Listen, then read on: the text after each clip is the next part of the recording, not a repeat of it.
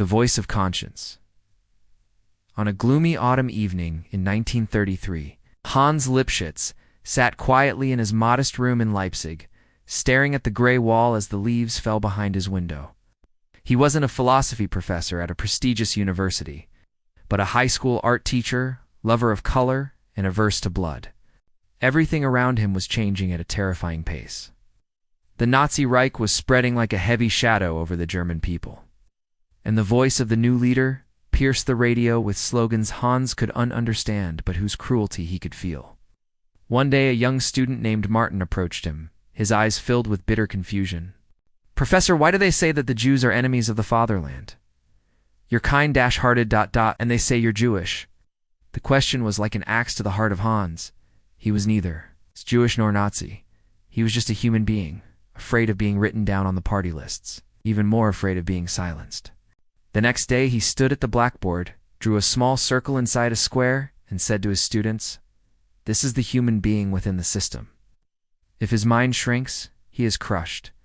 But if his conscience expands, the system is torn apart." Most didn't understand, but Martin did. Months passed. As arrests began targeting intellectuals and artists, Hans was summoned for questioning. He wasn't a criminal, but his ideas made him suspicious. In his cell, he carved on the wall with his nails, "Man, don't be a tool. Don't be a nail in the machine. You're more than that." He was released weeks later, but life was never the same again. He lost his job and was forced to sign a pledge of loyalty to the party.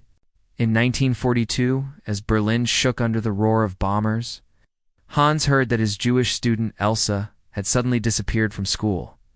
He asked about her, and everyone warned him to stop, but he didn't. His steps led him to an abandoned cellar beneath an old church, where a group of fugitives were hiding. Among them was Elsa. Risking his life, he brought them food and sent secret messages on plates that he mailed to his contacts in the West. One day he was arrested. He didn't resist, but he told the guard, "I know I will die, but my voice will remain on the walls of this city." On a gloomy winter morning in 1943, Hans Lipschitz was executed. But after the war, when the sun rose again over Leipzig, and Germany searched its ruins for the spirit of humanity, a child found the words carved on his cell wall: "Greater than conscience is invincible, even if the body is crushed." The end.